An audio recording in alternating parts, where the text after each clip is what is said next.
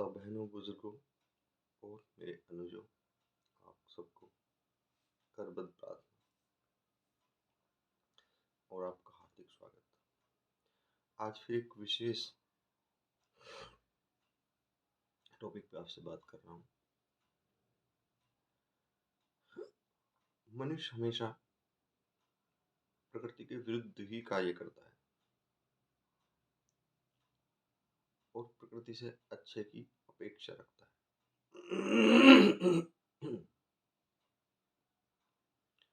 ज्यादातर मनुष्य देखिए वो प्रकृति के विरुद्ध ही कार्य करते हैं और उससे प्रकृति से, ईश्वर से, भगवान से, अल्लाह गॉड जो भी कह लो, अच्छे की अपेक्षा करते हैं, जो असंभव होता है।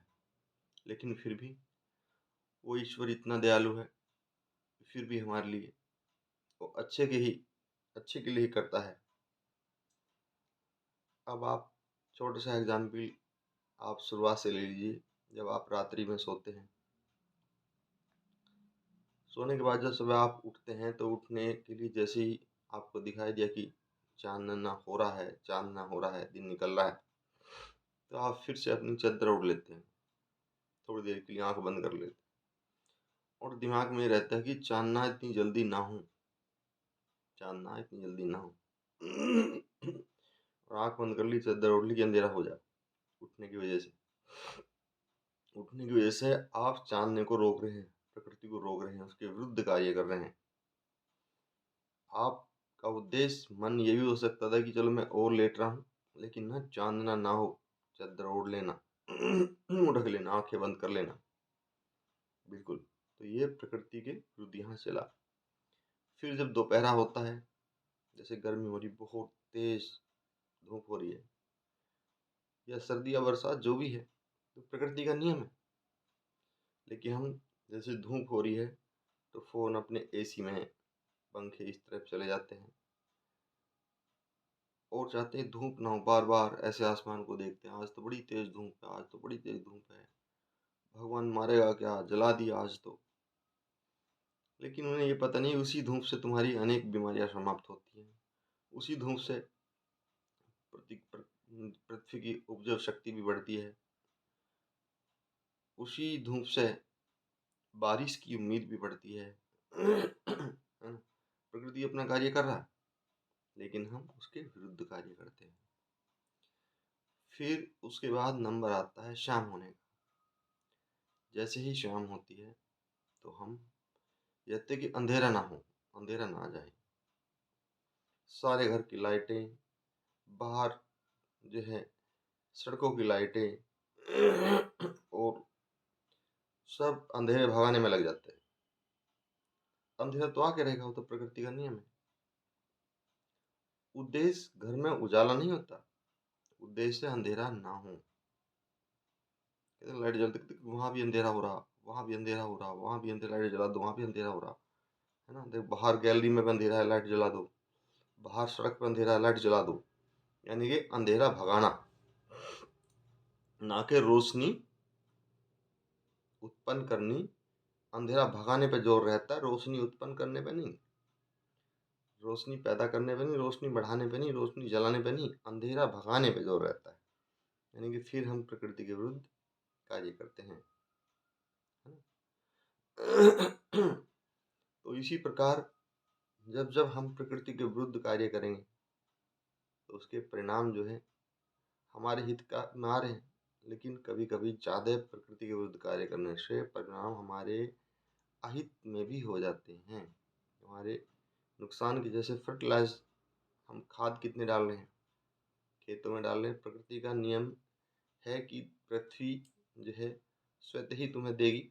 उसमें साधारण जो आप पृथ्वी से की जो पत्तों से, ये पशुओं के गोबर से, इनसे खाद डालने से वो उपजाऊ उसकी जो होती है वो आपकी लाभप्रद होती है। लेकिन फर्टिलाइज़र इतना केमिकल्स मतलब का प्रयोग कर दिया, कीटनाशकों का, फर्टिलाइजर्स तक तो फिर भी थी बात, कीटनाशकों का इतना कर दिया प्रयोग, इतना ज़्यादा मात्रा में कर दिया उपजाऊ बढ़ाने के लिए कि वो पॉइजन हो गया, जहर बन गया भोजन में भी। और जब उसको हम खा रहे हैं तो उससे हो रहा है cancer, ovarian cyst, uterus cyst, ulcer, है ना? तो इस तरह के अनिद्रा, बेचैनी ये चीज़ें हमें बढ़नी शुरू हो गई। क्योंकि प्रकृति के विरुद्ध जो भी हम कार्य करेंगे परिणाम उसके बहुत अच्छे नहीं होते हैं। थोड़ा बहुत प्रकृति के विरुद्ध कार्य चल रहा है तो कोई बात नहीं, लेकिन तुम बिल्कुल उसके अगेंस्ट हो जाओगे तो फिर परिणाम गलत निकलने शुरू हो जाएंगे। और यही सब चला हुआ है। अब जितने देख लिए पूरे संसार है, अणु बम, परमाणु बम, जितने भी ये बना रहे हैं ये सब प्रकृति के विरुद्ध ही हैं, क्योंकि ये विनाश है, ये प्रकृति को नष्ट करने की साजिश है। और ये बता नहीं, प्रकृति स्वयं आप हो, आप प्रकृति को नहीं अपने आप को नष्ट कर रहे हो। ये बिल्कुल लास्ट में तुम्हें बिल्कुल एक गूढ़ वाली बात है कि ये स्वयं आप प्रकृति हो, ईश्वर के रूप हो। आप प्रकृति को नहीं, स्वयं को नष्ट कर रहे हो। और इसी प्रकार मैं बहुत बार कहता हूँ, मनुष्य ईश्वर का ही रूप है। वो स्वयं अपनी सृष्टि का रचयिता है।